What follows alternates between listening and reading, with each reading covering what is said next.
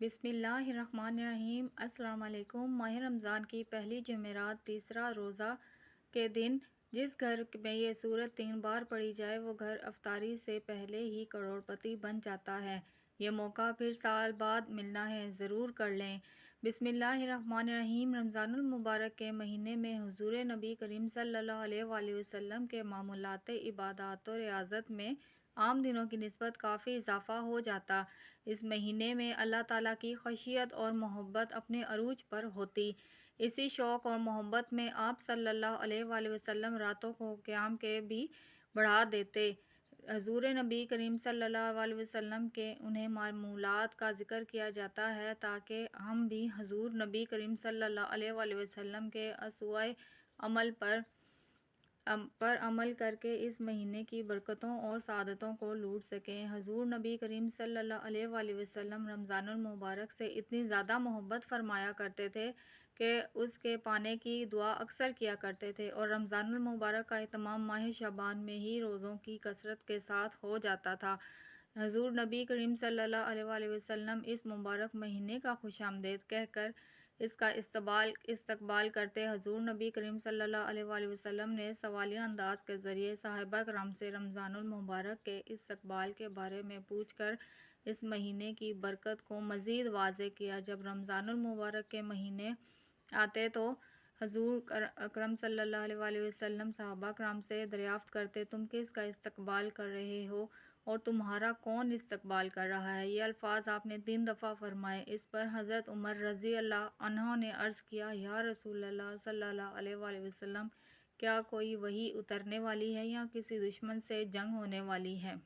حضور صلی اللہ علیہ وآلہ وسلم نے فرمایا، نہیں، ایسی کوئی بات نہیں ہے۔ پھر آپ صلی اللہ علیہ وآلہ وسلم نے فرمایا، تم رمضان کا استقبال کر رہے ہو جس کی پہلی رات تمام اہل قبلہ کو معاف کر دیا جاتا ہے۔ ام المومنین حضرت عائشہ رضی اللہ تعالیٰ عنہ یہ بتا رہی ہیں کہ حضرت حمزہ بن عمر سلمہ رضی اللہ عنہ آپ صلی اللہ علیہ وسلم سے یہ پوچھا کہ کیا میں سفر میں روزے رکھوں؟ آپ نے فرمایا نے انہیں اختیار دیا کہ اگر چاہو تو روزہ رکھو اور اگر چاہو تو روزہ نہ رکھو۔ یہاں پر روزے سے مراد فرض روزہ ہے، اس لیے آپ کا فرمان کا یہ اللہ کی طرف سے رخصت ہے۔ اس سے معلوم ہوتا ہے کہ حمزہ رضی اللہ تعالیٰ عنہ کا یہ سوال فرض روزوں کے بارے میں تھا۔ اس کی دلیل ابو داؤد کی روایت کردہ یہ حدیث ہے کہ حمزہ بن عمر نے پوچھا، اے اللہ کے رسول، میں صاحب سواری ہوں جسے میں استعمال میں لاتا ہوں، کبھی اس پر خود سفر کرتا ہوں، کبھی اسے کرایہ پر دیتا ہوں، اور ایسا وقت دوران سفر یہ مہینہ یعنی رمضان آ جاتا ہے اور میں روزے رکھنے کی طاقت رکھتا ہوں۔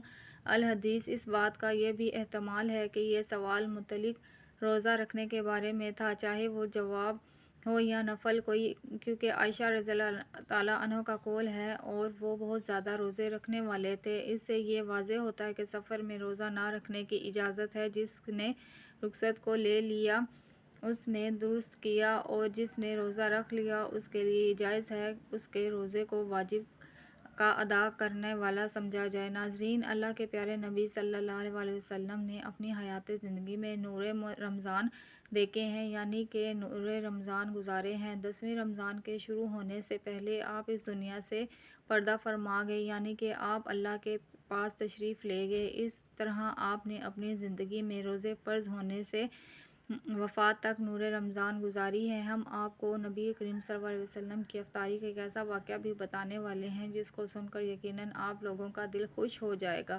یعنی ناظرین، حضرت انس رضی اللہ تعالیٰ عنہ فرماتے ہیں کہ اللہ کے نبی صلی اللہ علیہ وآلہ وسلم مغرب کی نماز سے پہلے چند کھجوروں سے افطاری فرماتے تھے۔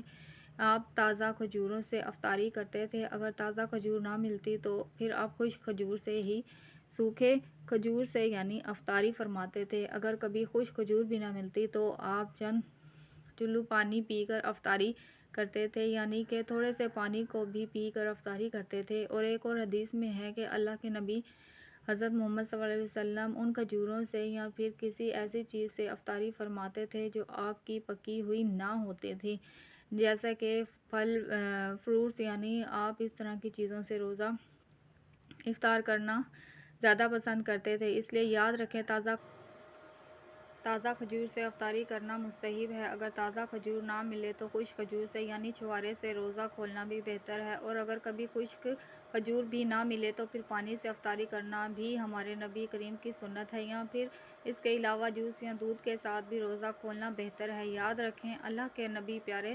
افطاری میں آگ پر پکی ہوئی چیزوں کو نہیں کھاتے تھے۔ اس کا مطلب یہ نہیں کہ اس کے لیے آپ نے منع فرمایا، بلکہ اس بارے میں آپ نے ارشاد فرمایا کہ افطاری میں آگ کی پکی ہوئی چیزوں کو کھانے سے پیٹ کو نقصان پہنچتا ہے، معدے کو نقصان پہنچتا ہے، اسی لیے آپ اپنے آپ کو اس پریشانی سے بچانے کے لیے ایسا کرتے تھے۔ مگر آج کل تو دیکھنے میں آتا ہے کہ زیادہ تر لوگ افطاری میں سموسے اور پکوڑے کو کھانا ہی زیادہ پسند کرتے ہیں، مگر یاد رکھیں ایسا اللہ کے پیارے نبی محمد صلی اللہ علیہ وآلہ وسلم نہیں کرتے تھے۔ اس کے علاوہ ناظرین، اللہ کے نبی جب سحری کھاتے تھے تو بالکل آخری وقت میں کھاتے، اور ادھر حضرت بلال اذان دے رہے ہیں اور ادھر آپ آخری لقمہ کھا رہے ہیں، اور ادھر سورج نیچے ہوا یعنی کہ ڈوبا، اور آپ نے اپنے منہ میں کھجور رکھی یعنی کہ افطاری کی۔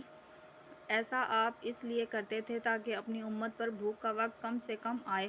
ایک مرتبہ اللہ کے پیارے نبی سحری کے وقت میں بکرے کی سری کھا رہے تھے۔ حضرت علی رضی اللہ عنہ بھی آپ کے ساتھ تھے۔ اتنے میں حضرت بلال رضی اللہ عنہ آئے اور عرض کرنے لگے، یا رسول اللہ، وقت ختم ہو گیا ہے، میں اذان دینے جا رہا ہوں، آپ برائے مہربانی کھانا پینا بند کریں۔ یہ کہہ کر حضرت بلال اذان دینے چلے گئے اور اذان دینے کی تیاری کرنے لگے۔ اتنے میں حضرت بلال کو خیال آیا کہ پتہ نہیں میرے نبی نے کھانا پینا بند کیا ہے یا نہیں، اسی لیے حضرت بلال رضی اللہ تعالیٰ عنہ واپس آ گئے اور آ کر دیکھا ابھی بھی اللہ کے نبی سحری کھا رہے تھے۔ یہ دیکھ کر حضرت بلال نے کہا، یا رسول اللہ، اللہ کی قسم سحری کا وقت ختم ہو گیا ہے، صبح ہو گئی ہے۔ تو یہ سن کر آپ صلی اللہ علیہ وسلم نے اپنے ہاتھ نیچے کر لیے اور کہنے لگے، اے بلال، ابھی وقت باقی تھا، لیکن تیری قسم کھانے پر اللہ نے اس کو پہلے ہی نکال دیا کہ تیری قسم کہیں جھوٹی نہ پڑ جائے۔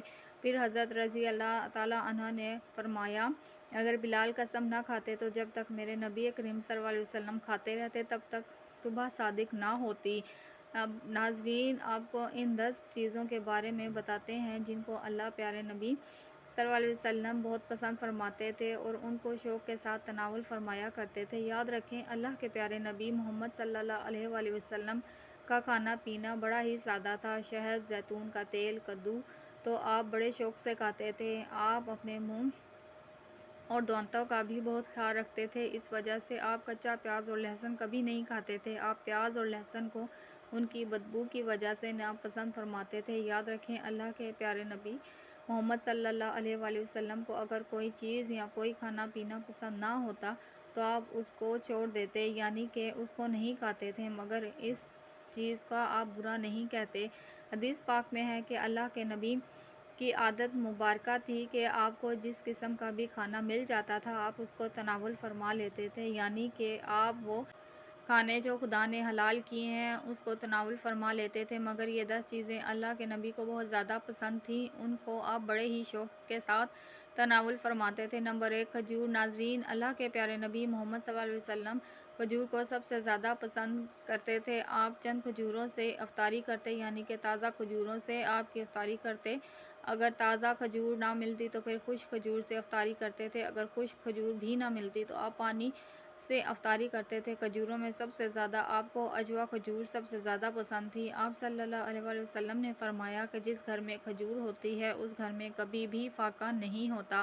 نمبر 2، انگور۔ ناظرین، اللہ کے پیارے نبی صلی اللہ علیہ وآلہ وسلم نے انگور کو کھانا بھی بہت پسند فرمایا ہے، یعنی کہ آپ انگور کو بڑے ہی شوق کے ساتھ کھاتے تھے کیونکہ انسانی صحت کے لیے بھی یہ ایک بہت فائدہ مند پھل ہے۔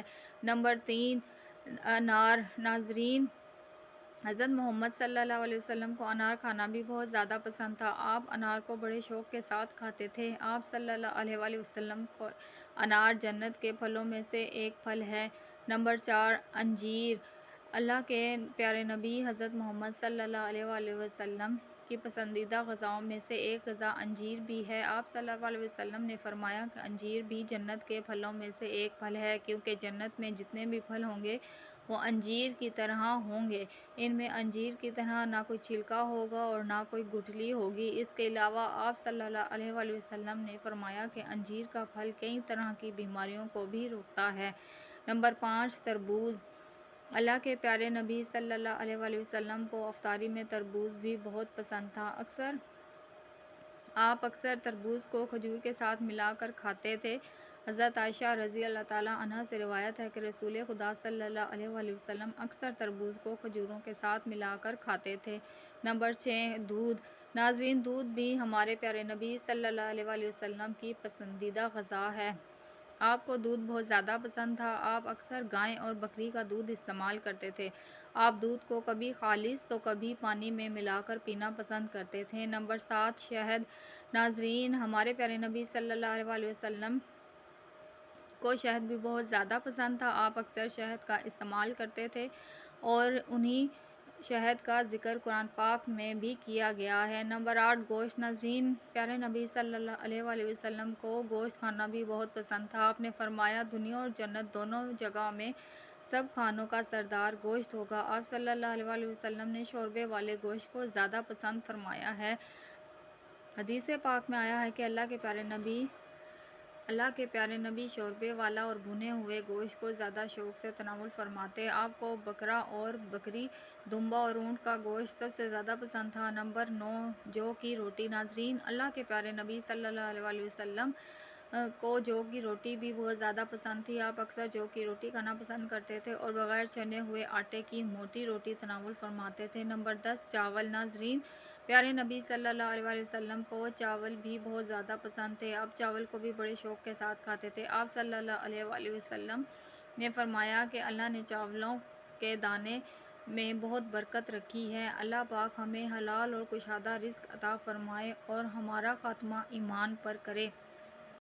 آمین۔ ناظرین، کسی بھی نماز کے فوراً بعد ایک ایسی تسبیح آپ کو پڑھنی ہے جس کو پڑھنے سے غیب سے 700 کروڑ آپ تک پہنچ جائیں گے۔ قرآن مجید کے اندر ایک ایسی سورت ہے، اس سورت سے اللہ پاک کو اتنی محبت ہے، یہ سورت اللہ کو اتنی عزیز ہے اور یہ سورت اللہ کو اتنی پسند ہے، جو میرا بھائی میری بہن کسی بھی نماز کے بعد صرف اور صرف 3 مرتبہ اس سورت کو پڑھ کر اللہ تعالیٰ سے ہاتھ اٹھا کر دعا مانگتا ہے، اس کی دعا فوراً قبول ہو جاتی ہے۔ ناظرین، اگر آپ کو اس پوری دنیا کی سلطنت چاہیے، آج تک آپ کو جو نہیں ملا، آج اس سورت کو 3 مرتبہ کسی بھی نماز کے بعد پڑھ کر دیکھ لیں۔ اس سورت کو پڑھنے کے بعد آپ ہاتھ اٹھا کر جو بھی آپ کے ہاتھ بعد میں نیچے آئیں گے، آپ کی دعا پہلے قبول ہو جائے گی اور دعا مانگنے کے فوراً بعد 1 سے 2 گھنٹے کے اندر آپ اپنی آنکھوں سے دیکھیں گے کہ معجزات، جو کچھ آپ نے اللہ سے مانگا ہے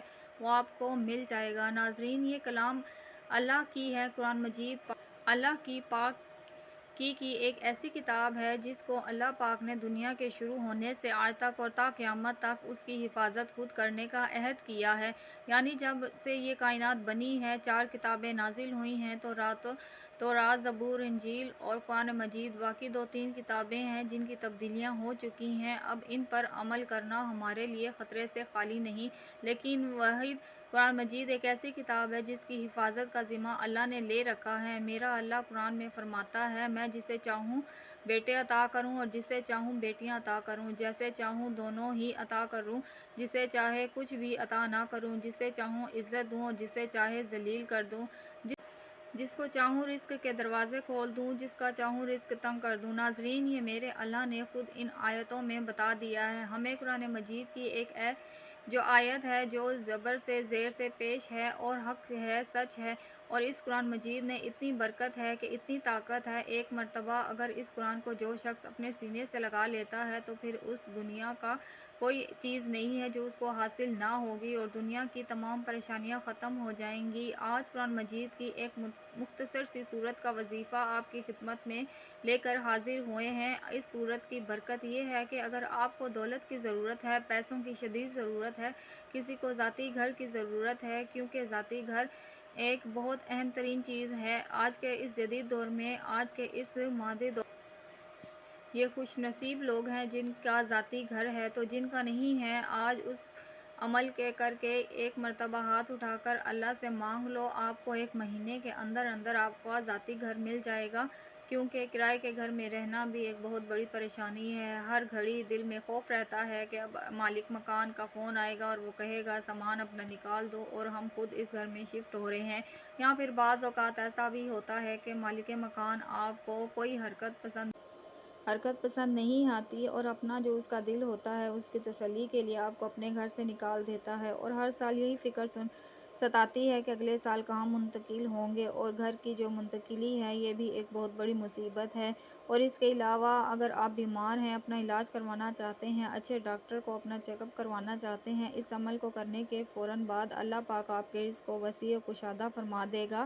آپ کو اتنی دولت ملے گی کہ آپ اس دنیا کے مہنگے ترین ہسپتال میں اپنا علاج کروا سکیں گے، آپ اچھا اور معیاری کھانا کھا سکیں گے، اچھا گھر میں رہ سکیں گے، اچھے لباس پہن سکیں گے، اور آپ کی ایک ذاتی شاندار سواری ہے، آپ کو اچھی گاڑی ملے گی، کاروبار میں اتنی برکت ہوگی کہ آپ دن دگنی رات چگنی ترقی کریں گے۔ ناظرین، ہم نے اس دنیا کو اولین ترجیح دی ہے اور دین کو ہم نے پیچھے چھوڑ دیا، اور یہی ہمارے زوال کی ایک بہت بڑی وجہ ہے۔ ہماری ناکامی کی ایک بڑی وجہ یہ بھی ہے کہ ہم نے اللہ اور اللہ کے نبی کا بتایا ہوا راستہ چھوڑ دیا ہے اور دنیا کے پیچھے ایسے بھاگ رہے ہیں، نہ فرض، نہ نماز فکر، نہ تلاوت، نہ قرآن پاک کی کسی چیز کی فکر نہیں، نہ صدقہ، نہ خیرات کی فکر نہیں، اور بعد میں بہت پریشان رہتے ہیں اور سوچتے ہیں کہ کیا ہو رہا ہے ہمارے ساتھ، ہماری تو زندگی دشواری ہو گئی ہے۔ ناظرین، اس مشکل سے نکلنے کا ایک راستہ آپ کو بتا رہے ہیں۔ اللہ کی قسم، اگر آپ نے عمل کر لیا، ساری زندگی آپ کو اس بندہ ناچیز کو دعائیں دیں گی، ساری زندگی آپ کو ایک مرتبہ اس عمل کو کرنا ہے۔ مختصر سا ایک عمل ہے، جو لوگ فجر کی نماز کے بعد اس سورت کو 3 مرتبہ پڑھ کر دعا مانگتے ہیں، ان کی ایسی غیبی مدد ہوتی ہے کہ آج اگر آپ کو میں ان کا نام گنوانا شروع کر دوں تو معجزات میں نے اپنی آنکھوں سے دیکھے ہیں، جو واقعات میں نے سنے ہیں آپ کو بتانا شروع کر دوں تو وقت کی کمی کی وجہ سے آپ کو نہیں بتا سکیں گے اور ویڈیو کافی لمبی ہو جائے گی۔ مختصر بات یہ ہے کہ آپ نے صرف اس کو اپنے ہاتھ میں کرنا ہے، اپنے سینے سے لگا لینا ہے۔ قرآن مجید ایک سورت کا وظیفہ فجر یا کسی بھی نماز کے بعد آپ کو کرنا ہے۔ سب سے پہلے آپ نے فجر کی نماز ادا کرنی ہے، اس کے بعد شرط یہ ہے کہ جو بھی مرد حضرات ہیں ان کو یہ کرنا ہے کہ ہر نماز باجماعت ادا کرنی ہے۔ وہ باجماعت نماز ادا کرنے کی ایک وجہ یہ بھی ہے کہ وظیفے کا اثر تب ہی ہوگا جب آپ باجماعت نماز ادا کریں گے، اور خواتین وظیفے کو گھر میں کر سکتی ہیں۔ نماز کے بعد برکتیں آپ اپنی آنکھوں سے دیکھنا شروع کر دیں گے۔ تو آپ نے نماز باجماعت ادا کرنی ہے۔ سب سے پہلے آپ نے اول و آخر 3 مرتبہ درود ابراہیمی پڑھنا ہے، اس کے بعد آپ نے 100 مرتبہ یا رزاق یا وہاب یہ آپ نے پڑھنا ہے، یا رزاق یا وہاب کی آپ نے ایک تسبیح پڑھنی ہے، اس کے بعد 3 مرتبہ آپ نے چھوٹی سی سورہ کوثر پڑھنی ہے۔ اِنَّا أَعْطَيْنَاكَ الْكَوْثَرَ فَصَلِّ لِرَبِّكَ وَانْحَرْ إِنَّ شَانِئَكَ هُوَ الْأَبْتَرُ۔ اس کے بعد آپ نے 3 مرتبہ پھر درود ابراہیمی پڑھ لینا ہے۔ پھر آپ لوگ ہاتھ اٹھا کر سچے دل سے دعا مانگنا شروع کر دیں۔ پھر آپ لوگوں نے سورہ مزمل آپ نے 1 مرتبہ پڑھنی ہے۔ جو آپ کا مقصد آپ کے ذہن میں رکھیں، اس وظیفوں کو پورا کریں، انشاءاللہ آپ کی بگڑی بن جائے گی، آپ کے معاملات حل ہو جائیں گے، جو آپ کا مقصد ہے وہ پورا ہوگا۔ اللہ پاک آپ کو پھر آپ نے اپنا عمل شروع کرنا ہے، پھر دعا مانگنی ہے، پھر آپ نے سورہ مزمل پڑھنی ہے، پھر دعا مانگنی ہے۔ اس طریقہ سے آپ لوگ اس عمل کو کریں گے۔ اگر کوئی میرا بھائی چاہتا ہے وہ اس عمل کو روز کرنا چاہتا ہو تو وہ کر سکتا ہے، یا پھر جب اس کا دل کر رہا ہو، وہ پریشان لگ رہا ہے یا پھر پریشانیاں آنے والی ہے، تو اس کا عمل کو زندگی میں ایک بار آپ لوگوں کو لازمی کرنا ہے۔ اے اللہ رب العزت، ساری کائنات کے شہنشاہ، اے ساری مخلوق کے پالنے والے، اے زندگی و موت کا فیصلہ کرنے والے، اے آسمانوں اور زمینوں کے مالک، اے پہاڑوں اور سمندروں کے مالک، اے انسانوں اور جناتوں کے معبود، اے عرش اعظم کے مالک، اے فرشتوں کے معبود، اے عزت و ذلت کے مالک، اے بیماروں کو شفا دینے والے، اے بادشاہوں کی بادشاہ، اے اللہ ہم تیرے گناہ گار بندے ہیں، تیرے خطا کار بندے ہیں، ہمارے گناہوں کو معاف فرما دے، ہماری خطاؤں کو معاف فرما۔ اے اللہ ہم اپنے اگلے پچھلے صغیرہ و کبیرہ سبھی گناہوں، خطاؤں اور نافرمانیوں کی معافی مانگتے ہیں۔ اے اللہ رب العزت ہمیں اپنے گناہوں سے توبہ کرتے ہیں، ہماری توبہ قبول فرما۔ اے اللہ ہمیں گناہ گار ہیں، سیاہ کار ہیں، احکام کے نافرمان ہیں، تیرے سوا کوئی عبادت کے لائق نہیں، تیرے سوا کوئی بندگی کے لائق نہیں، تیرے سوا کوئی تعریف کے لائق نہیں۔ ہمارے معبود، ہمارے گناہ تیری رحمت میں بڑے نہیں ہیں، تو اپنی رحمت سے ہمارے گناہ معاف فرما دے۔ اے اللہ پاک، ہمیں گمراہی کے راستے سے ہٹا کر صراط المستقیم پر چلنے کی توفیق عطا فرما دے۔ اے اللہ ایسی نماز پڑھنے کی توفیق عطا فرما جس نماز سے تو راضی ہو جا۔ زندگی میں ایسے نیک عمل کرنے کی توفیق عطا فرما جن عملوں سے تو راضی ہو جائے۔ ہمیں ایسی زندگی گزارنے کی توفیق عطا فرما جس زندگی سے تو راضی ہو جائے۔